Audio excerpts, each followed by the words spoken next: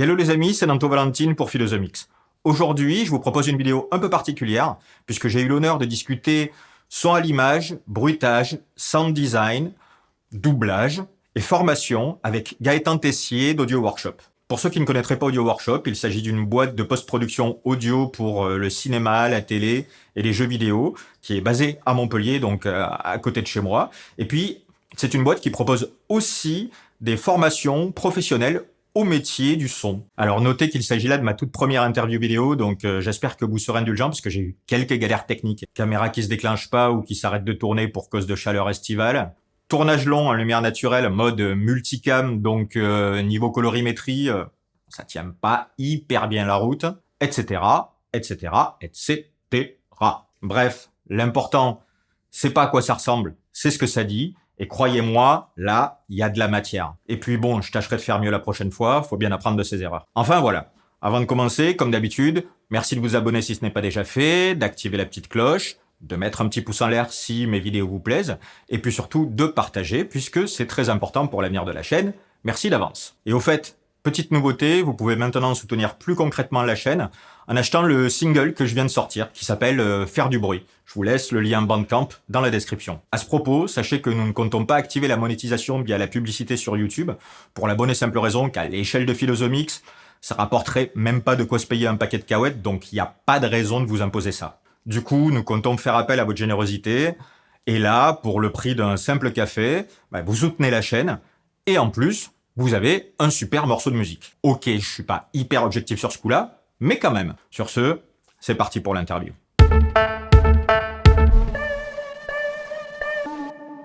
Yes, donc, bonjour Gaëtan. Salut Nanto. Merci beaucoup de nous accueillir ici, chez Audio Workshop. Merci à toi de venir, on est très content de te recevoir aujourd'hui. Non, mais c'est super cool, et puis du coup, on va pouvoir parler évidemment d'Audio Workshop, mais avant tout de toi. C'est ton heure, c'est ton jour. Yes, c'est mon heure de gloire. Donc déjà, est-ce que tu pourrais te présenter, s'il te plaît, pour les personnes qui te connaissent pas a priori? Oui, bien sûr. Je m'appelle Gaëtan Tessier, je suis ingé son depuis un peu plus de 10 ans maintenant.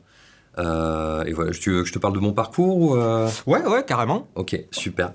Écoute, j'ai commencé, comme beaucoup de monde, je pense, dans ce milieu-là, par la musique. En fait, ça a été mon premier centre d'intérêt qui m'a amené après à tout le reste. Donc j'ai commencé par jouer de la basse au collège, au lycée, un petit peu plus tard. Et en fait, tout naturellement, ça m'a amené vers l'envie d'étudier le son. Parce que pour moi, à cette époque-là, musicien, c'était pas un vrai métier. J'ai appris que derrière, si, en fait, c'est un vrai métier. Mais ça me semblait pas viable. Donc j'ai décidé, du haut de mes 18 ans, de devenir ingénieur du son. J'ai fait un BTS audiovisuel. Ensuite, j'ai fait une licence qui m'a permis de découvrir le son à l'image, qui m'a passionné, en fait, directement. Et derrière, j'ai eu tout un tas d'expériences qui ont fait que je me suis vraiment spécialisé là-dedans. D'abord en tournage et en post-prod, disons simple, même si c'est pas vraiment simple, mais tout ce qui est traitement de direct, ce genre de choses, et petit montage son, notamment pour des films de communication au début, et après donc plus vers la pub. Et de fil en aiguille, tout ça, ça m'a amené au sound design, à l'identité sonore réellement, et à la musique, à la composition à l'image, principalement, encore une fois, pour de la publicité. Ok. Voilà, donc j'ai fait ça pendant 8 ans, et ensuite j'ai croisé la route de Morgane Dufour, parce qu'on était formateurs en fait dans le même établissement tous les deux, donc on s'est rencontrés à cet endroit-là. Il se trouve qu'on avait fait nos études en même temps, au même endroit aussi avant, mais on le savait pas, on s'était jamais croisés. et on s'est hyper bien entendus, et on a décidé de monter une structure à notre image qui est devenue par la suite Audio Workshop. Ok, ça fait combien de temps Audio Workshop maintenant? Alors Audio Workshop, ça va faire 3 ans en septembre, c'est encore tout neuf. Ok, ouais, c'est tout jeune, mais enfin bon, pour le coup, je suis bien placé pour savoir que ça bouge beaucoup. Ouais. Et notamment d'ailleurs, Morgane, je l'avais déjà interviewé à l'époque pour Audio Fanzine, je mettrai le lien dans la description, parce que c'est une super interview. Et toi, du coup, au sein d'Audio Workshop, en fait, tu as plusieurs métiers.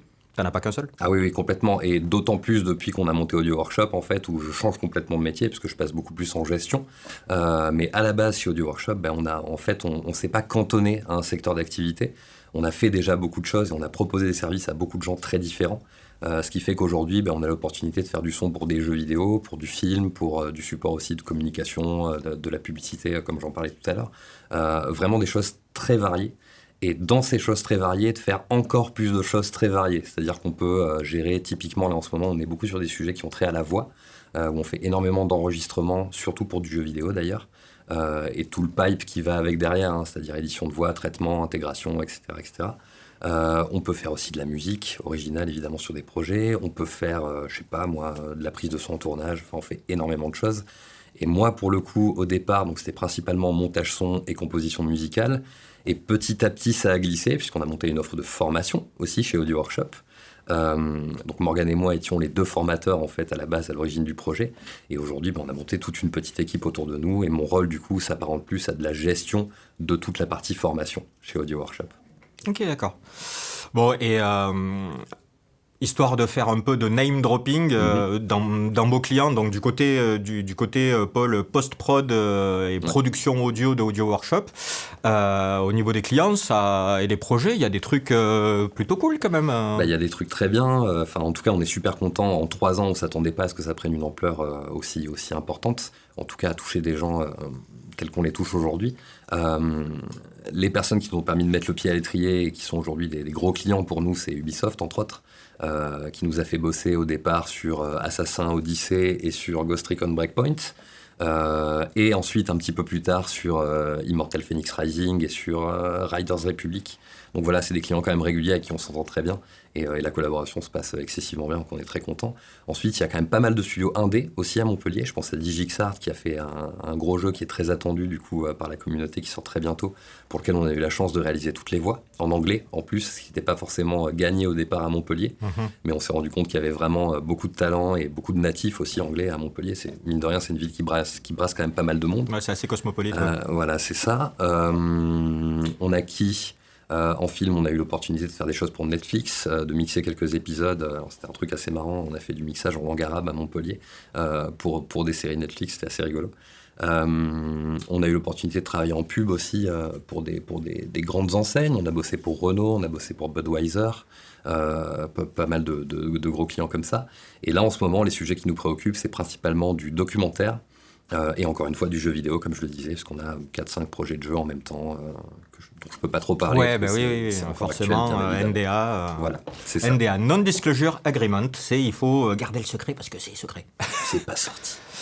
Et donc, du coup, que ce soit donc, en jeu vidéo, comme en film, comme toutes ces activités-là ou en publicité, donc il y a doublage, voix off, mais tout ce qui est donc assets, c'est-à-dire bruitage, et toutes ces choses-là, alors qu'on connaît pas forcément trop nous du côté musique, côté musique, style moi j'ai découvert les follets en discutant avec vous, je savais pas ce que c'était, enfin je savais ce que c'était sans savoir ce que c'était en fait, mais ne serait-ce que la reconstitution par exemple des bruits on croise les jambes et donc il y a le tissu qui et des choses comme ça.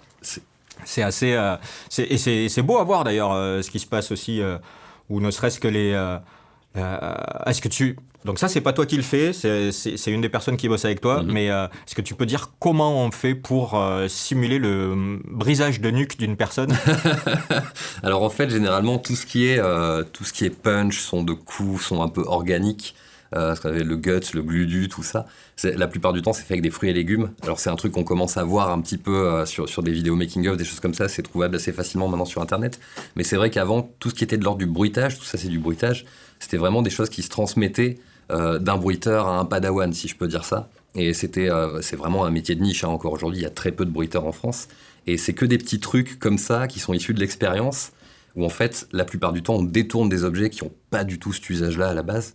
Donc les fruits et légumes, ça marche hyper bien. Le céleri, pour le brisage de nuque, ça marche hyper bien. Il faut voir ça, c'est génial. Ah, c'est magnifique. Et puis ça sonne de fou, quoi. Enfin, vraiment, tu te dis, ah ouais, ok, c'est vraiment une nuque qui craque. Donc pour du bone crack aussi, tout ce qui est fruits et légumes secs, un peu, enfin pas sec, mais un peu rigide, type, je sais pas, les cardes, les trucs comme ça marche hyper bien. Pour le côté vraiment dégueu, giclé de sang, etc., les tomates, ça marche très très bien aussi.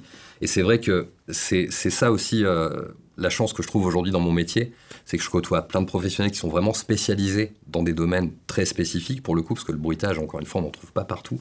Et du coup, c'est l'occasion aussi d'apprendre à leur contact tous les jours plein de petits trucs comme ça qui sont assez insolites en fait, et qu'on n'a pas forcément l'occasion de voir à tous les coins de rue, quoi. Ouais, carrément. Et puis en plus, même, alors toi du coup, toi, je t'ai vu faire ce genre de choses,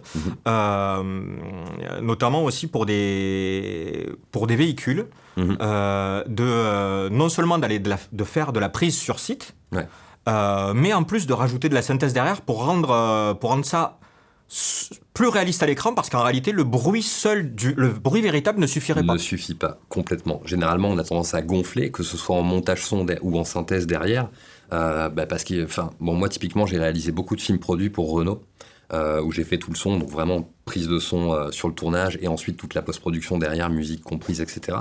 Et c'est vrai que, je suis désolé, mais c'est un peu vrai, le son d'une Renault Capture, c'est pas le son d'une Porsche, quoi. C'est clair. Et quand il faut rendre ça un petit peu péchu, un petit peu immersif, on est obligé d'employer quelques artifices, quoi. Et la plupart du temps, ça passe par de la synthèse. Alors, il faut savoir que déjà, la prise de son véhicule, c'est un sujet à part entière, c'est hyper complexe, parce qu'on a affaire à énormément de contraintes, le vent étant la première et la plus importante, mais la prise au vent d'un véhicule en marche, c'est énorme, quoi. Donc il faut se prémunir de ça. Vu que je faisais mes prises de son en même temps que la vidéo, il faut aussi s'arranger pour cacher, évidemment, les micros, ce qui n'est pas toujours évident. Donc tout ça fait que y a plein de techniques aussi à développer par rapport à ça, mais on arrive la plupart du temps à un résultat qui est plutôt cool, avec des micro-cravates, des choses comme ça qu'on peut placer un petit peu partout de manière assez discrète. Et ensuite, ça passe par du synthétiseur, ça passe par de la banque de sons, ça passe par... Donc, coupé dans notre envol par la caméra, désolé. Du coup, je sais plus où on a été. On a été au bruit de voiture et qu'il faut cacher... Au bruit de véhicule, c'est ça. Donc en fait, la prise de son véhicule, c'est vraiment un sujet à part entière qui est très complexe. Je m'en suis rendu compte en faisant, parce que j'ai vraiment appris sur le tas, ça, pour le coup.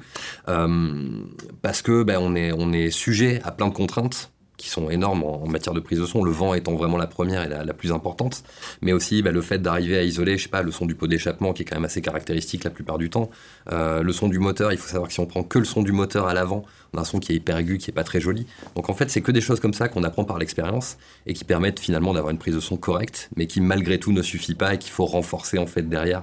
Donc la plupart du temps, on se retrouve à triturer des synthés pour rajouter un petit peu, de bas médium, des choses qui vont nous immerger un petit peu plus dans le truc et lui donner un peu plus de mordant en fait sur certaines phases de conduite. Et ça encore, parce que ça pour le coup, donc c'est pour des publicités, donc c'est du mix stéréo. Tout à fait. Mais alors après, quand vous faites des trucs pour le ciné ou les séries, ou essentiellement le ciné, je suppose, où il faut faire du 5.1 voire plus, là ça doit être encore plus là c'est encore une autre mayonnaise, parce qu'il y a toute la gestion du système d'écoute qui effectivement... Alors après, c'est pas si compliqué quand on sait ce qu'on fait, mais c'est vrai que la première fois qu'on aborde un système 5.1, en gros, un peu tout ce qu'on a appris en stéréo, on l'oublie, parce que ne serait-ce que l'avant, il y a 3 enceintes. Donc il y en a une qui est vraiment dédiée aux sources mono, au centre, à la voix, à ce genre de choses, à des bruitages, des présences, des trucs comme ça. Et du coup, la manière d'aborder le son et l'espace, en tout cas, n'est pas du tout la même, en fait. Donc ça nécessite tout un nouvel apprentissage et aussi un apprentissage de l'oreille pour arriver à discerner les choses. Quand est-ce qu'on a du mono ? Parce que concrètement, typiquement, on peut avoir du mono avec un centre fantôme, en fait, en diffusant du son dans les 2 enceintes avant. Mais on n'aura jamais le même rendu que si on a vraiment du son dans notre canal central. Donc c'est plein de petits tips aussi à découvrir qui sont hyper intéressants et qui amènent finalement ce rendu qu'on aime tous, qui est le rendu cinéma. Ok.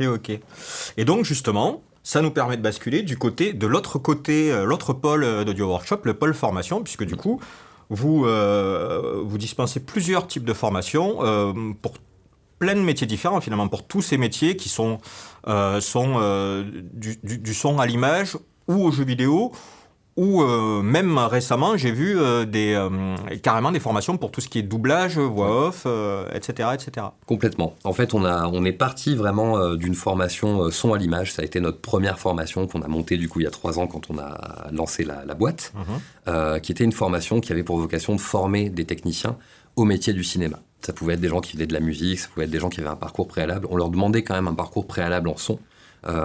Sans forcément que ce soit un parcours scolaire, ça peut être aussi un parcours autodidacte, parce qu'il y a beaucoup d'autodidactes, mine de rien, dans ce milieu-là, voilà, par exemple. Mais on leur demandait d'avoir une certaine sensibilité, un certain bagage préalable, et notre objectif, c'était en 1 an de les amener à être performants sur le marché du travail. En tout cas, de répondre présent quand on a besoin d'eux, et dans les conditions dans lesquelles on aura besoin d'eux. Donc de les sensibiliser aussi à comment se passe une prod, à comment se comporter face à un client, quand on travaille avec d'autres gens aussi en équipe, à avoir vraiment conscience des enjeux en fait de ce domaine-là, et aussi les compétences évidemment pour répondre à une demande, c'est-à-dire montage son, mixage, prise de son en tournage. On les forme à tous ces métiers-là de manière assez pointue, parce qu'on fait appel qu'à des professionnels en fait qui viennent former à ce qu'ils font tous les jours. Donc pour le coup, c'est vraiment de l'apprentissage par l'expérience qui est très empirique et pas du tout académique pour le coup. Et donc ça a commencé par la formation donc post-prod, on va dire. Post-prod, c'est ça, tout à fait. Et puis après, donc du coup, il y a eu dès la deuxième année, il y a eu la formation jeux vidéo. C'est ça. Et donc là, c'est, je suppose, pour tout ce qui est asset, donc c'est-à-dire quand quelqu'un dégaine une épée, quand. C'est ça. C'est de la création d'assets, du coup, donc de la création de sons qu'on va venir après intégrer dans les jeux vidéo. Mmh. Et aussi, on bosse énormément sur tout cet aspect intégration, parce que chaque projet est différent et fait. Présente des contraintes très différentes en fonction du type de jeu, etc., etc. Les outils sont toujours plus ou moins les mêmes. On a toujours un moteur de jeu, on a souvent ce qu'on appelle un middleware, qui est un logiciel qui permet d'intégrer les sons dans le moteur de jeu. Donc en fait, le but, c'est d'amener une maîtrise de ces outils-là et surtout beaucoup de pratique de ces outils pour pouvoir faire face après à tous les cas de figure qu'on peut rencontrer en production.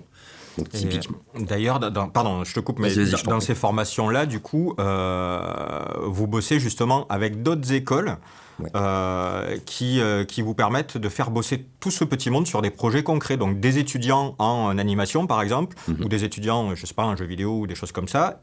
Et vous regroupez tout ça et ils font des projets qui se déroulent donc sur l'année pour qu'ils commencent à avoir un portfolio dès qu'ils sortent de la formation. C'est tout à fait l'objectif, c'est qu'ils puissent se faire un portfolio avec des vrais jeux ou des vrais films, donc des projets réels qui sortent, alors soit au cinéma, soit qui passent en festival, soit qui sont sur Itch.io ou ce genre de plateforme qui permettent de diffuser des jeux et de les rendre jouables en fait pour les gens. Donc c'est du vrai jeu en partenariat avec d'autres écoles qui font tous les autres aspects sauf le son en fait, et nous nos stagiaires font le son de leur jeu, ce qui permet après d'avoir un portfolio où ils sont crédités, etc. Et du coup c'est hyper intéressant pour nous comme outil pédagogique parce que pour le coup ça nous permet de les mettre en situation de relation client, c'est-à-dire que l'école partenaire devient leur client, eux ils gèrent tout, c'est-à-dire on les met en contact au début, ils font un dossier de proposition créative pour proposer leurs idées par rapport à ce qu'ils comprennent du projet, etc.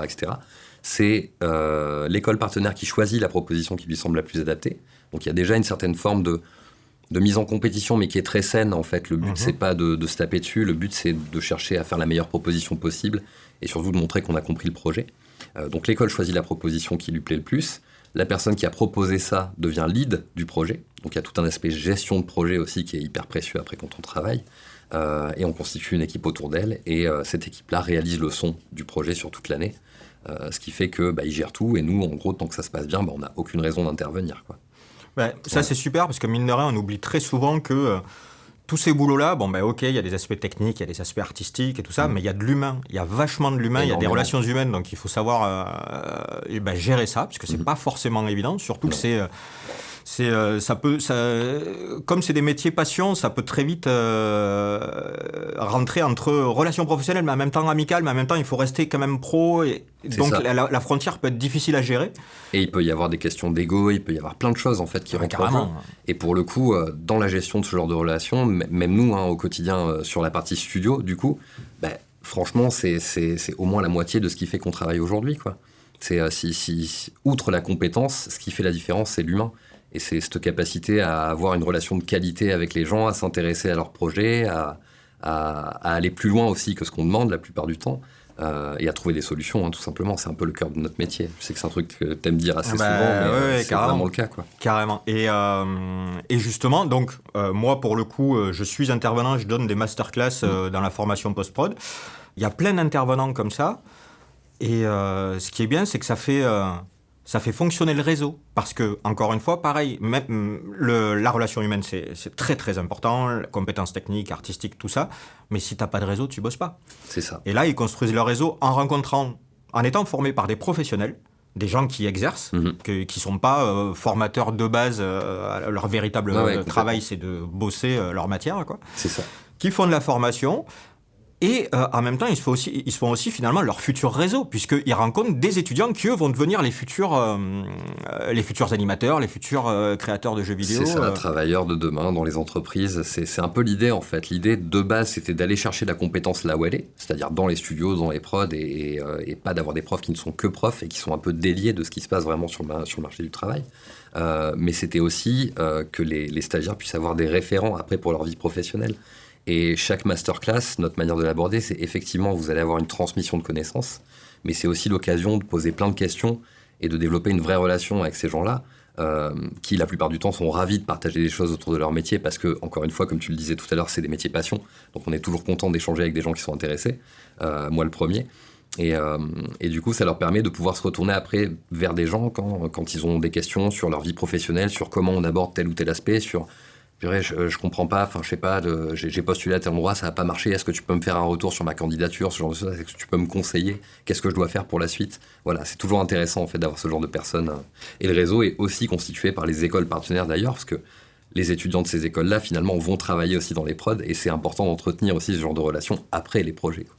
Mais ce qui est cool aussi, moi ce que je trouve super, c'est d'avoir, donc au cas où vous l'auriez pas compris, on est à Montpellier. Oui. Moi, je suis montpelliérain et Audio Workshop est basé à Montpellier. Et donc, finalement, voilà, il n'y a pas qu'à Paris, quoi. Alors, certes, le réseau, c'est le réseau national. Bien sûr. Et on est amené à travailler à droite à gauche. Voire international, parce qu'on a aussi des gens de l'étranger qui viennent faire quelques masterclass dans l'année. Ouais. Donc voilà, mais on peut se former en étant en région. Et travailler sur des vrais projets à des portées justement nationales et internationales. Puisque justement, comme tu disais, Netflix, l'épisode que vous avez doublé, c'est pas pour ici, quoi. Ah ouais, non, c'est clair. Et donc ça c'est plutôt cool, parce qu'on a des idées reçues souvent sur ces choses-là. Ça se passe que à Paris. Et oui, il y a énormément de choses qui se passent à Paris. Et c'est un passage obligé, on est obligé d'y aller à un moment donné ou à un autre. Et c'est tant mieux, ça fait voir du pays.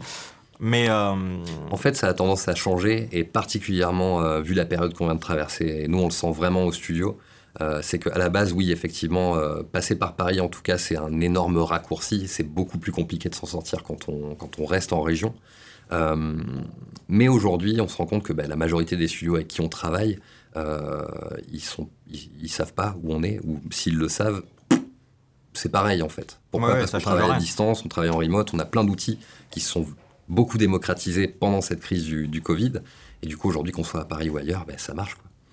Et d'ailleurs, pour les formations aussi, donc les formations, il y a du présentiel, mais il y a quand même beaucoup de travail personnel et de la formation au travers de vidéos. Oui, complètement. Avec les gamins, pas que les gamins d'ailleurs, parce qu'il y a des gens un peu de tous âges. Ouais. Tout à fait. Ils sont pas livrés à eux-mêmes, parce qu'il y a des exos à rendre, il y a des retours, il y a tout au long de l'année. C'est ça. En fait, notre volonté, c'était aussi de faire passer l'apprentissage par énormément de pratiques. Actuellement, les formations, donc elles sont sur 10 mois, c'est du temps plein pendant 10 mois sur ces formations longues post-prod ou jeux vidéo. Et du temps plein, c'est 35 heures, c'est pas un temps plein. Hein. Dans ces métiers-là, 35 heures, c'est pas un temps plein. Temps plein. Nous, on l'a chiffré sur 35 heures. Après, selon l'investissement qu'on y met, ça peut demander plus de temps, hein, bien évidemment. Mais le truc, c'est que ça passe par énormément de pratiques. Il y a au moins la moitié de ce volume horaire-là qui est dédié à des exercices d'application. C'est énorme, ça fait 600-700 heures d'application dans l'année. Et à chaque fois, le but, c'est pas forcément de mettre des notes, parce que ce côté académique nous plaît pas trop, nous de base, c'est pas trop notre démarche, mais c'est à chaque fois d'avoir des retours individuels, comme ce que ferait un client, en fait. Et tant que c'est pas bien, on refait, en fait, jusqu'à ce que ce soit validé, que ce soit bien. Exactement comme on fonctionne avec nos clients. On a souvent des retakes à faire qui sont pas tellement liés à des problèmes techniques, là où c'est plus le cas peut-être en formation, mais on a des retakes à faire parce que telle intention c'est pas la bonne, il faut changer ci, il faut changer ça, est-ce que tu peux mettre tel son à la place de tel son, et on les fait jusqu'à ce que ce soit bien en fait, et que le client dise ok, c'est ce que je voulais, c'est bon, quoi. Donc on se base vraiment sur ce modèle-là. Et donc au niveau recrutement, comment ça se passe pour les formations ? Alors niveau recrutement, là on est toujours ouvert du coup, on a commencé à remplir les formations. Mais donc pour la saison 2021-2022 ? C'est ça, en fait les sessions sont de septembre à juin chaque année. Et on prend 14 étudiants du coup maximum par session de formation, parce qu'on veut justement pouvoir développer une vraie relation avec eux et surtout avoir une vraie qualité de suivi. Concrètement, les gens qu'on prend, c'est des gens où on sait qu'on pourra les amener au bout, parce qu'on a décelé telle ou telle qualité qui fait qu'on se dit « ok, ça va marcher ». Donc ça se passe en 2 étapes, en 3 étapes. En fait, on a un premier entretien d'information où je décris un petit peu la formation, où la personne qui a au téléphone décrit un petit peu la formation, comment ça se passe, les modalités, etc. Et ensuite, on passe à la sélection, du coup, où là, il y a un entretien qui dure à peu près 1 heure, où on pose plein de questions au candidat sur sa motivation, notamment sur ses valeurs, sur tout l'aspect humain dont on parlait tout à l'heure, qui est extrêmement important pour nous, mais également sur sa culture du média auquel il se destine, ce qui est aussi très important parce que c'est un peu notre boîte à outils de référence finalement, et sur sa culture technique audio pour cerner un petit peu son niveau et où il en est actuellement dans son projet professionnel.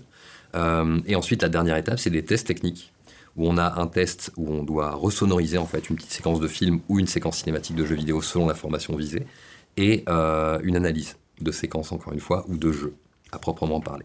Ce qui nous permet de cibler un petit peu la sensibilité, disons, du candidat, et ses capacités techniques à l'heure actuelle, de faire un point sur son niveau. On fait des retours à chaque candidat, parce que de toute façon. Vous attendez pas un résultat professionnel là dès cet exercice-là, parce que sinon, le gars ou la nana n'a rien à faire là. N'a pas besoin d'être formé. Exactement. En fait. Donc non, mais par contre, on s'attend à réussir à cerner un peu le profil du candidat et à dire, OK, là, on sait qu'il va être bon, là, il y aura des choses à travailler, et en fait, ça nous permet de faire un projet un peu individualisé en fonction des personnes qui viennent nous voir. Nous, à l'issue de ça, on délibère et ensuite on dit oui ou non, et surtout pourquoi, c'est ça qui est intéressant. Ça nous est arrivé de dire non, pas cette année, mais par contre, il faut que tu travailles là-dessus, et peut-être l'année prochaine, ça le fait, quoi. Ok. Au niveau de l'étendue des profils, au niveau des âges, en fait. Alors, franchement, en fait, le truc, c'est qu'on ne s'arrête pas du tout là-dessus. Il y a 2 choses sur lesquelles on n'a aucun a priori, c'est l'âge et le niveau scolaire. Comme on disait tout à l'heure, il y a beaucoup d'autodidactes, donc c'est pas parce qu'on a que le bac ou même pas le bac parfois qu'on n'est pas capable de faire ça. Si on passe 8 heures dans sa chambre toute la journée depuis 10 ans à faire ça, évidemment qu'on a des compétences. Donc on est assez ouvert là-dessus. Et pour l'âge, cette année par exemple, ça allait de, je crois que la personne la plus jeune qu'on avait 19 ans quand elle est rentrée en formation. La plus âgée devait avoir une 50aine d'années. Donc pour le coup, c'est extrêmement large. Après, c'est vrai que dans le milieu professionnel, faut être aussi conscient des réalités, c'est une vérité. L'âge peut être un frein. On a beaucoup plus de mal à prendre en junior quelqu'un qui a déjà un certain âge, mais ça peut arriver. Et pour moi, c'est avant tout une question de motivation. Il faut en être conscient, en fait. Il faut être conscient qu'il va certainement falloir se donner plus à compétences équivalentes.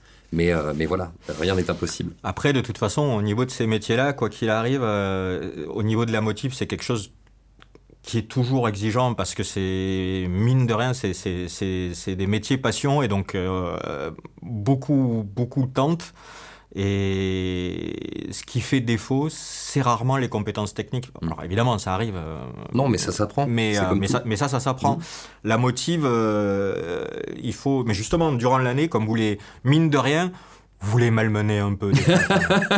Mais c'est pour leur bien. Je ne vois pas de quoi tu parles.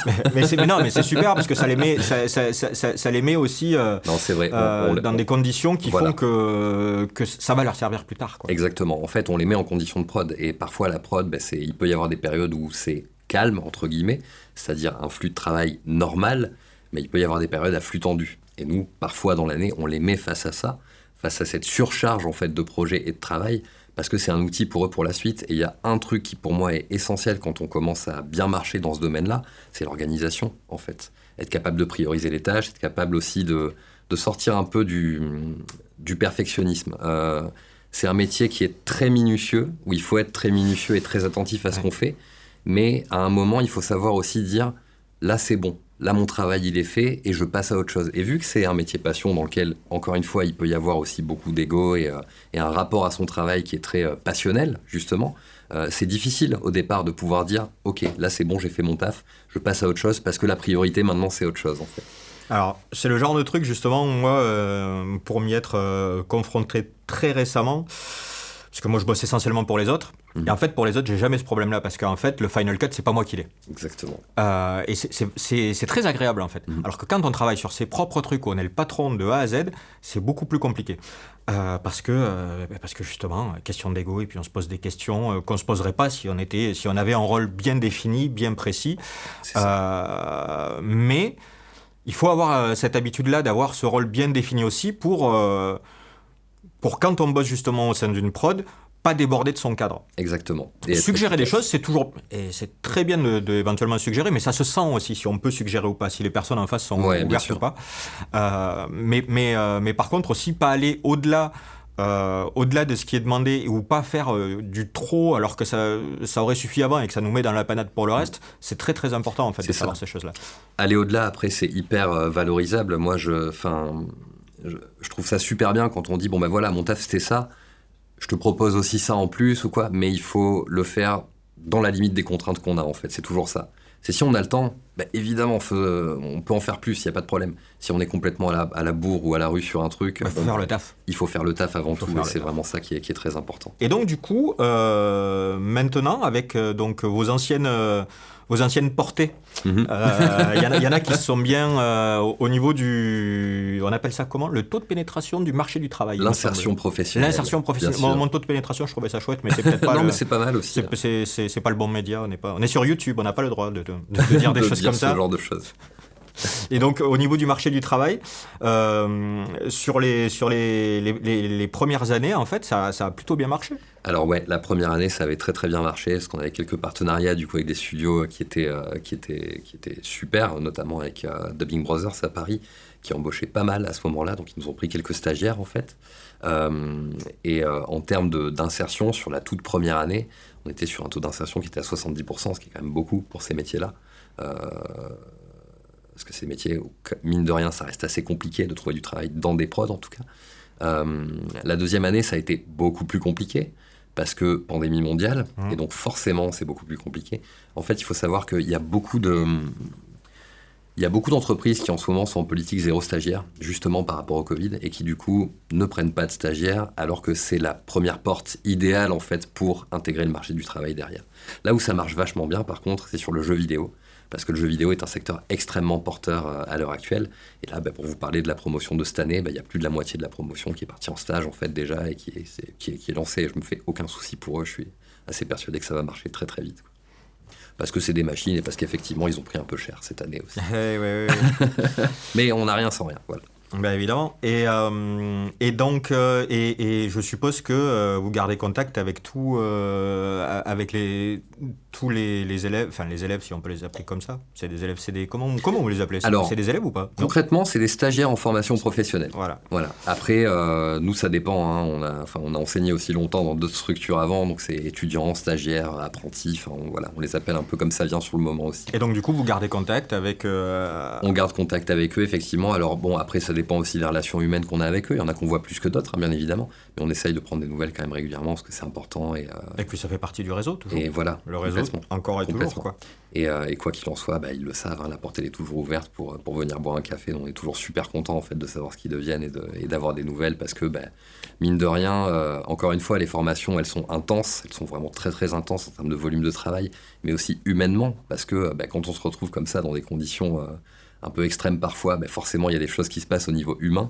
Et du coup, mine de rien, on a vécu des choses très très fortes en fait avec eux. Et surtout que finalement, on n'en a pas parlé de ça, mais le pool est réduit en fait. Combien il y a dans chaque formation, il y a combien de personnes qui sont prises chaque année ? 14 maximum. 14 maximum, donc ça fait pas non plus...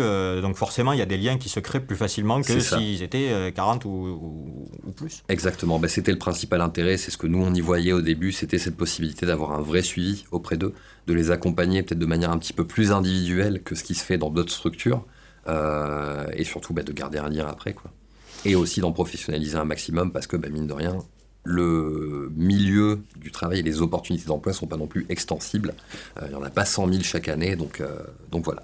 En tout cas, on est très content de leurs compétences en sortir de formation. On sait qu'ils sont tout à fait capables en fait, d'intégrer ce marché-là et qu'ils ont tout ce qu'il faut pour ça. C'est cool. Du coup, si ça l'intéresse parmi vous, je mettrai tous les liens, évidemment, pour voir le contenu de formation, éventuellement postuler, des choses comme ça, dans la description. Un truc, pour finir, on n'a pas évoqué le cas des formations courtes que vous faites. Oui. C'est assez récent, ça, d'ailleurs ? Ouais, complètement. C'est très récent. C'est un truc qu'on a développé, c'est une offre qu'on a développée, qu'on a commencé à développer au premier confinement, du coup, donc en 2020. Plus aucune notion du temps avec tout ce qui se passe. C'est n'importe quoi. Mais ouais, on a commencé à développer ça en 2020, donc relativement récemment en fait. Et on a commencé par une formation au home studio pour les comédiens, parce que justement c'était un moment où ils pouvaient plus aller en studio et c'était compliqué pour eux de travailler. Donc on s'est dit, ce serait intéressant de leur permettre de développer la compétence nécessaire pour pouvoir s'enregistrer depuis chez eux, ou pour faire de la démo, ou ce genre de choses. Après, c'est un vaste débat, hein. On a débattu très longtemps avec des studios, justement, qui pensaient que c'était se tirer une balle dans le pied en tant que studio. Moi, je pense pas. Je pense que c'est des outils, en fait. Après, la compétence, elle est là où elle est, et il faut aller la chercher là où elle est. Et on a développé une autre formation pour les comédiens voix, pour se former cette fois-ci au travail de voix en studio et du doublage. Et donc cette fois-ci, là, c'est sur site, c'est ici. Là, c'est sur site, c'est directement ici au studio, donc on fait intervenir pas mal de monde. Ouais, les intervenants, ils ont l'air. J'ai vu passer quelques trucs. Il y a quelques voix qu'on connaît tous. C'est ça. Nous, très honnêtement, on est comme des gamins et on est super contents d'avoir monté cette formation parce que ça nous permet de rencontrer un peu des idoles aussi. Tu peux dire un peu qui c'est qu'il y a eu? Ouais, complètement, et qui sont finalement des gens très sympas et très accessibles et surtout très compétents. On a eu la chance de recevoir donc Damien Laquet, qui est le premier auquel je pense parce qu'il est là sur toutes les sessions de formation. C'est la voix des lapins crétins. Entre autres, il fait 1 million de trucs, je ne sais pas comment il fait pour en faire autant d'ailleurs, qui est un pédagogue extraordinaire et quelqu'un vraiment que j'admire beaucoup. Et ensuite, en guest un peu sympa aussi, on a eu la grande chance de recevoir Brigitte Lecordier, qui est la voix, donc pour ceux qui ne connaîtraient pas, de Sangoku Petit, de Oui Oui, de Nicolas Epinprenel, et plus récemment de Pipoudou, que vous connaissez peut-être. Voilà. On a eu la chance de recevoir aussi Emmanuel Carsen, qui est la voix de Sean Penn. On a reçu Jérémy Covillo, qui est la voix de Tom Hardy, Benedict Cumberbatch, et plus récemment une voix ponctuelle de Hugh Jackman. Donc il fait un prochain film là bientôt avec lui. Il a fait Logan aussi avec lui, qui est quand même... moi j'aime beaucoup ce film. Après les goûts et les couleurs. Mais bon voilà, on a cette grande chance de recevoir des gens vraiment extraordinaires. Pierre Mauboucher aussi... Qui est un grand monsieur du milieu de la voix off et de la direction artistique, tout ça. Enfin bon, voilà. Des gens extrêmement accessibles et extrêmement sympas. C'est un plaisir énorme de travailler avec eux. Et ces sessions, ça, vous le faites régulièrement Alors ça, pour le coup, sur la deuxième moitié, disons, de l'année scolaire là, qu'on vient de vivre, on était sur une fréquence de 1 par mois parce que justement confinement et donc les gens profitent de ce temps-là pour se former, en tout cas les comédiens. Donc ça nous paraissait pertinent d'en faire pas mal. Sur l'année qui vient, on va certainement ralentir un petit peu le rythme et pour passer à 1 tous les 2 mois à peu près. Sachant que l'effectif est limité à 6 stagiaires cette fois-ci. Et c'est sur une durée de... C'est sur une semaine, 35 heures de formation. Parce qu'on veut justement, encore une fois, que les stagiaires passent un maximum au micro et puissent avoir un maximum de retours, etc. etc. Parfait. Voilà, donc Parfait. en tout cas on est très content de la forme que ça prend et quoi qu'il en soit on essaye de proposer des choses qui sont pertinentes en fait par rapport à ce que nous on connaît côté studio. C'est cool, c'est cool. Écoute, je pense qu'on a fait le tour d'à peu près tous les sujets. J'espère qu'on n'a pas fait trop long, mais bon, en même temps, quand c'est bon, il faut que ce soit bon. C'est ça, entre ça et mon taux de pénétration, il y a... Ouais, il y a du titre en masse. Et merci beaucoup. Merci à toi, c'était très cool. Et puis, du coup, on en rediscutera, mais il est possible que du coup, on fasse d'autres choses... comme ça, avec d'autres intervenants que vous faites travailler et d'autres personnes ici sur du bruitage, par exemple, ou des choses comme ça qui sont des domaines du milieu du son qui sont finalement pas si connus que ça, alors que c'est juste génial et qu'il y a de quoi faire et qu'il y a de quoi apprendre et que c'est toujours intéressant. Ah, c'est magique un peu, tout ça. C'est vrai que c'est... je pense qu'il y en a un qui serait assez chaud pour ce genre d'exercice en bruitage, notamment. Oui, je vois qui tu veux dire. Super. Bon, c'est cool. Écoute, merci beaucoup. Merci à toi. Et puis, tchou. À tout bientôt. Salut. Voilà, c'est tout pour aujourd'hui. N'hésitez pas à contacter Audio Workshop si vous êtes intéressé pour de la formation. Je vous laisse bien entendu tous les liens qui vont bien dans la description. Merci pour votre attention. J'espère que ça vous aura plu parce que je compte bien développer ce genre de vidéos, histoire de vous faire découvrir ou redécouvrir les différentes facettes du petit monde de l'audio au sens large du terme. Parce qu'encore une fois, le matos et la technique, c'est bien, mais l'humain, c'est mieux. D'où ces rencontres avec des passionnés du son comme Gaëtan, que je remercie encore une fois au passage pour son accueil. Sur ce,